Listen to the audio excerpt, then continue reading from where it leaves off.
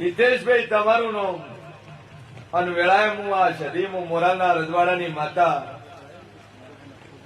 159 માં દીકરાનું નામ આલું છું મુકા જેને જોવું હોય મારી આઈડી જઈને જોઈ લે કેટલા છોકરા આલ્યા ભાઈ. બે દીકરીઓ ઉપર બીજ મારીને દીકરો આલ્યો છે તો 159 માં દીકરાનું નામ પાડું છું હર્ષ.